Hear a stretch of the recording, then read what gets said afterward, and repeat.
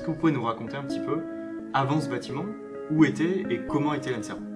Nous étions dans le bâtiment qui est intitulé A1 dans la partie faculté des sciences de l'université Bordeaux 1.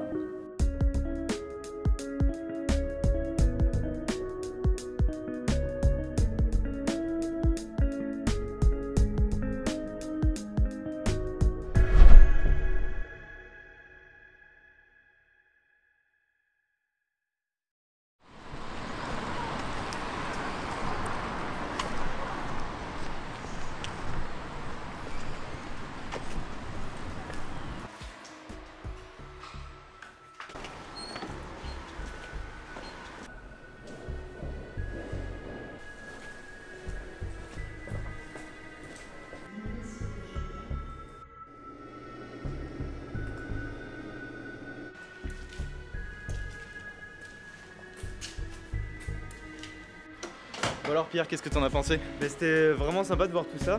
Après c'est vrai qu'en 2020, il reste plus beaucoup de traces de l'ancienne ENSERB, c'est vrai. Et bien retournons à l'école et essayons de récolter quelques témoignages d'anciens élèves. Ouais.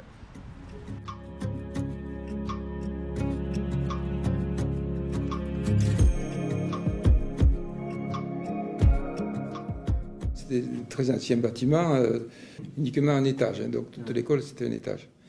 Et alors, donc après il a fallu... quand les promotions ont grandi, parce qu'au départ c'était 30 élèves, hein. Donc ma promotion c'était la première qui a dépassé 30 élèves. 22, l'année suivante 22, donc c'était 30 élèves, c'était déjà un record. On avait beaucoup de cours qui étaient communs avec la faculté des sciences. Maintenant c'est beaucoup plus autonome, c'était une structure un peu familiale. L'administration, ça se réduisait au directeur et une secrétaire. C'est pour ça qu'avec un seul étage ça suffisait, parce qu'on avait beaucoup de cours dans les amphithéâtres. Pas très nombreux, quoi. Petit à petit, vous avez pu gagner quelques étages. Voilà, c'est ça, quelques étages, jusqu'à qu'on ait le bâtiment complet. 5 ans après son installation à Talence en 1960, l'ERB est renommé ESSERB, puis ENSERB en 1975. À cette époque, on ne parle pas encore de filière, puisque tous les élèves suivent les mêmes cours centrés sur la radioélectricité.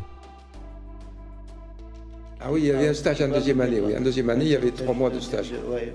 Pendant l'été. Mais c'était relativement... Pendant l'été, oui. Ouais, c'était très réduit la part de séjour dans les entreprises. Et donc il n'y avait pas de stage de fin d'études. Et très rapidement, on s'est aperçu que ce modèle n'était pas parfait et qu'il valait mieux d'abord développer les stages et ensuite surtout créer des stages de fin d'études. Ce qui compliquait la chose, c'était pour les garçons, le service militaire qui était en cette époque-là. Donc en fait, tu finissais finalement tes 3 années par un projet plutôt en labo. Tu partais au service militaire et après sur le marché du travail aussi. Est-ce que tout le monde faisait les mêmes cours ou est-ce qu'il y avait des spécialités suivant les élèves qui pouvaient être prises? Dans les années 70, il y a un élève qui a mis sur une copie mon père est au chômage à cause de l'automatisation des entreprises et donc je veux pas, il n'a pas voulu répondre.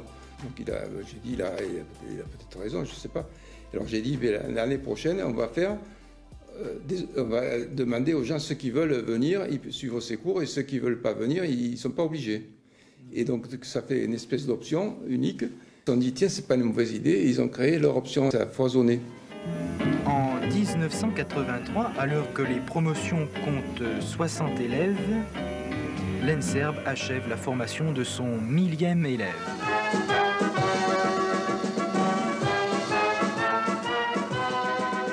En 1986 naît la deuxième filière de l'ENSERB, la filière informatique. Le ministère a trouvé que c'était déraisonnable de créer ex nihilo une école d'ingénieurs en informatique. Il nous a proposé de dire pourquoi ne pas créer une filière informatique dans une école existante qui était une école avec une spécialité d'électronique. En 1986 également, Mathmeka est créée en tant que magistère de l'université Bordeaux 1. Elle deviendra officiellement une école en 1998. Est-ce que vous pouvez nous parler un petit peu de comment était la vie étudiante dans les années 60? Il y avait le resto U, et puis il n'y avait pas d'approvisionnement autour. Il n'y avait pas d'approvisionnement. Il y avait l'AG, il y avait quelqu'un... Ah oui, il y avait à la place de l'ENSERB, ici, il y avait un espèce de bistrot, là, où je venais jouer au baby-foot tous les jours.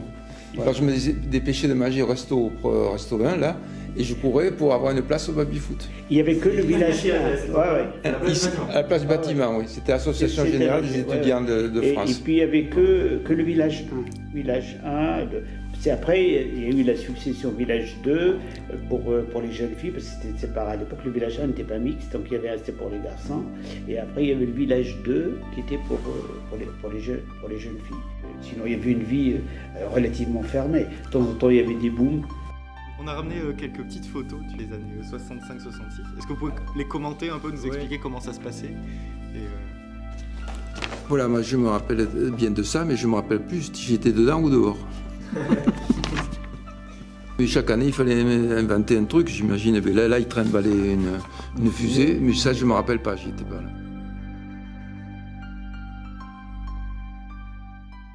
Mais je me rappelle qu'on a été interviewé par FR3 parce qu'on a organisé une fête et un bal. Le premier gala de l'école est créé en 1965. Intitulé La Nuit de l'électronique, c'est une soirée organisée par les élèves et ouverte à tous les étudiants. Elle n'a cependant pas encore vocation à fêter les nouveaux diplômés comme c'est le cas aujourd'hui.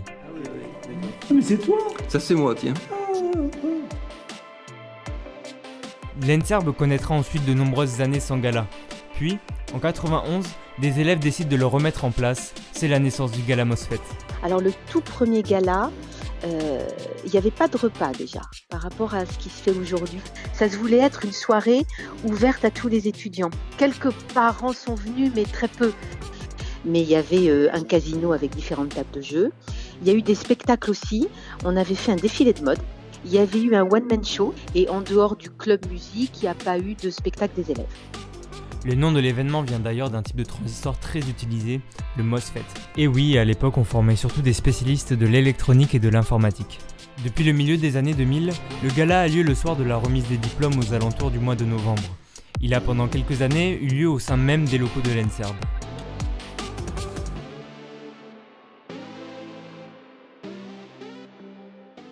Il y a une association qui a été déclarée du nom de BDE ENSERB Mathmaker.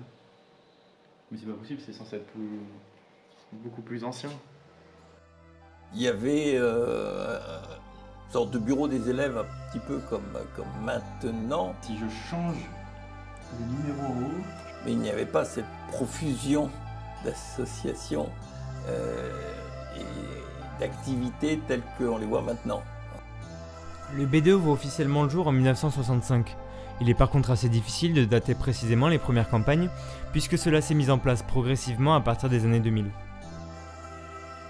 Même dans les anciens bâtiments, des locaux étaient déjà prévus pour l'associatif, avec notamment le foyer, qui avait le grand mérite d'avoir une entrée séparée. Il y avait un grand bar avec derrière une arrière-boutique où on stocke le matériel, et puis des coins pour s'asseoir, et de l'autre côté c'était là où il y avait la télé, et des tables pour déjeuner, pour jouer aux cartes.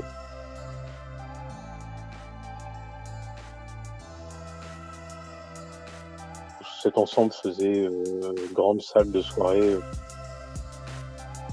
Une asso, à ma connaissance, il n'y avait pas une asso bar. C'était au sein du BDE. Il y avait une équipe qui était en charge du bar.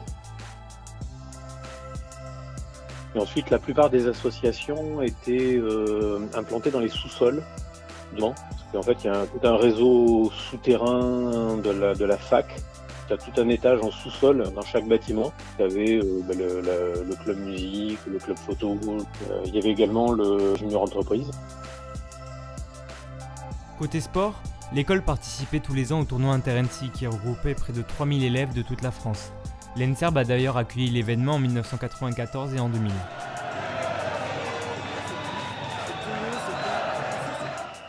La dernière édition a eu lieu en 2007.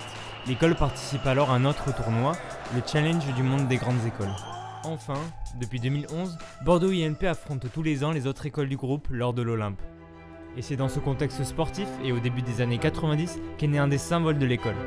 C'était l'équipe de rugby qui avait des maillots à rayures noires et jaunes. C'est lors justement d'un tournoi Inter-NC où il y en a un de l'équipe de rugby qui a fait une mascotte en forme d'abeille et qu'on a utilisé pendant quelques tournois Inter-NC. L'équipe de rugby se déplaçait avec sa mascotte abeille et c'est pour ça que c'est devenu le symbole.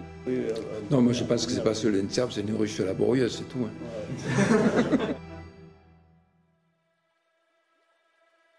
Les premiers bâtiments qui ont abrité l'école étaient la faculté de lettres et de sciences de Bordeaux. Je pense que celui qui connaît le mieux l'histoire de l'école est André Morat.